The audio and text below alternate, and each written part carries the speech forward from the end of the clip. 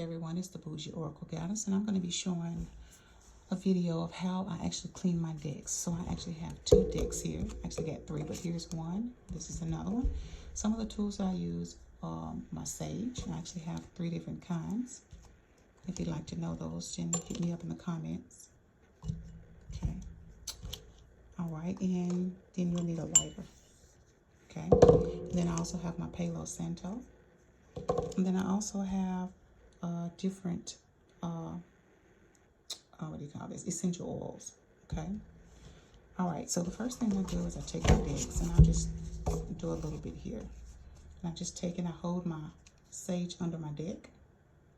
And I just kind of let it, the smoke clear along the sides.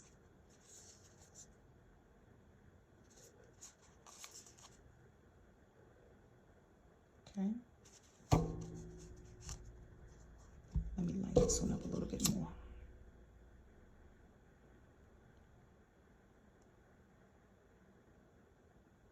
All right. So that was just an example of what I could do. I was just holding a small amount because I know the camera's really close. So I just kind of hold my camera up under that. Let the smoke flow through it on all sides.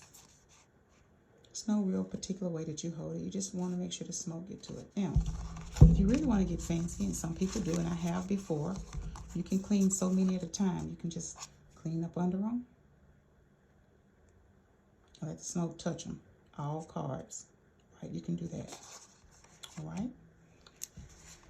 Let's go ahead and do this stick as well.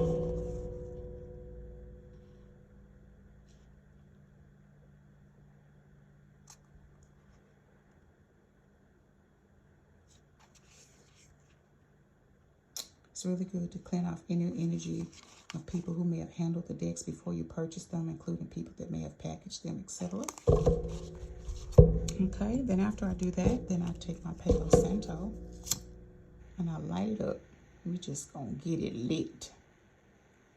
Get it lit. Those of you that have never used Palo Santo, it has a real sweet, earthy smell to it. Oh, I love it. Just amazing the way that it smells. And you just get that cinder going, and you're gonna do the same exact thing. You're gonna run that smoke all around it. Let it do its damn thing. Yep. Some people don't do like I do. You don't have to touch all the edges. It's your personal preference. Okay. Pick up my second deck. Do the same exact thing. I'm just letting that smoke clear and leave anything that it needs to as far as amazing qualities to preserve any protection. So it's kind of serving as a protection and ridding it of negative energies. Right. Once again, like I said, if you really want to get fancy, you can do, 2, 3 cards at a time if you like. Flip them over, let that sage hit up under them. Let the sage hit on both sides. Call it a day. Okay. Now, that's the second part of what I do. Then the third and final part, depending on whatever essential oil that you want to use, they have different meanings and significance to me. So I take a little bit of each one of them that I want, put a little bit in my hands, a couple of drops, that's one. I get the other one. There are 3 different ones that I use. Put that in my hand, and I get the last one. Excuse me. And I put that in my hand. And I just rub my hands together and I pick up my cards. And what I do is I rub it across the edges. Because it had the oil in my hand, right? I want that on the edges of the cards. Right. And that is what you do. And that is my ritual or ceremonial process for indoctrinating my decks of cards.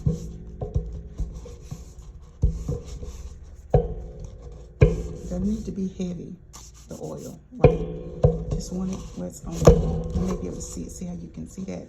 And just take it and wipe it off. That's all you got to do.